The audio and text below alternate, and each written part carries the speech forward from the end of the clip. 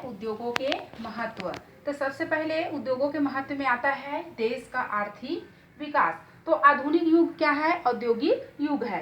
तो विश्व के जो सभी उन्नत एवं विकासशील जो देश है वह की क्या है? उद्योग प्रधान देश है। तो देश की आर्थिक संपन्नता किस पर निर्भर करती है? उद्योगों पर निर्भर करती है। तो उद्योग के महत्व के अंतर्गत सबसे पहले आता है देश का आर्थिक विकास। तो देश का आर्थिक विकास पूर्ण रूप से विभिन्न प्रकार के उद्योगों की स्थापना पर भी निर्भर रहता है। जिस देश में अधिक उद्योग स्थापित होते हैं उस देश की आर्थिक विकास बहुत ज़्यादा होती है।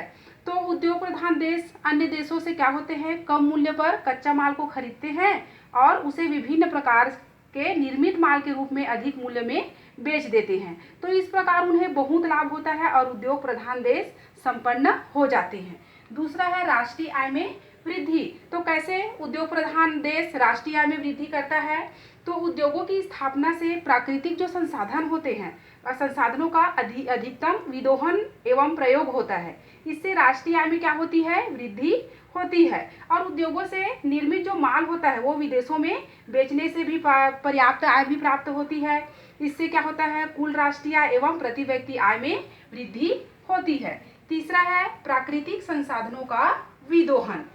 तो प्राकृतिक संसाधनों का विदोहन कैसे होता है? तो प्राकृतिक संसाधनों का विदोहन होता है क्योंकि इनका प्रयोग उद्योगों के लिए कच्चा माल एवं ऊर्जा के लिए होता है। तो इस प्रकार ऐसे संसाधन जिसका या तो कोई उपयोग नहीं हो रहा था या कच्चे माल के रूप में अन्य देशों को कम मूल्य में निर्यात अर्थात भेजा जाता था तो उनका उचित उपयोग होने लगता है।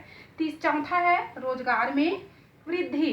तो उद्योगों के कारण रोजगार में क्या होती है? वृद्धि होती है। कैसे वृद्धि होती है? तो जहाँ जैसे जिस देश में जितना उद्योग स्थापित होगा तो वहाँ के लोगों को क्या मिलेगी? रोजगार मिलेगी। तो इससे क्या होगा? रोजगार में वृद्धि होगी। तो पांचवा है पूंजी का निर्माण। तो पूंजी का निर्माण कैसे? तो आय में वृद्धि से क्या होती है? बचत को प्रोत्साहन मिलता है। छोटी छोटी बचत से क्या होती है? पूंजी निर्माण में गति आती है। छठवां है अनुसंधान को प्रोत्साहन। अनुसंधान अर्थात खोज, नई नई चीजों का खोज होना। तो उद्योगों के विकास पर नए नए खोज को क्या होता है? प्रोत्साहन मिलता है। अगर जिस देश में जितनी उद्योगों की स्थापना होगी तो उससे क्या होगा? नई नई चीजों का खोज होगा जिससे उसमें अनुसंधान को प्रोत्साहन मिलेगा। अब है व्यापार में वृद्धि। तो नए नए उद्योगों से क्या होता है? क्रय विक्रय में वृद्धि होती है। बैंक, बीमा, संचार आदि का भी क्या होता है? विकास होना निश्चित होता है। अब है वाणिज्य। तो बोलचाल की भाषा में वाणिज्य को व्यापार भी कहा जाता है, किंतु वाणिज्य एवं व्यापार क्या है? दोनों अलग अलग है। तो वाणिज्य एक विस्तृत शब्द है जिसमें वस्तुओं का क्रय विक्रय, परिवहन, बैंक, बीमा और भंडारण, विज्ञापन को शामिल किया जाता है। जबकि व्यापार में वस्तुओं का क्रय विक्रय मात्र होता है, जबकि वाणिज्य में वस्तुओं के क्रय विक्रय व वितरण से संबंधित जो समस्त क्रियाएं होती है उसको भी शामिल किया जाता है।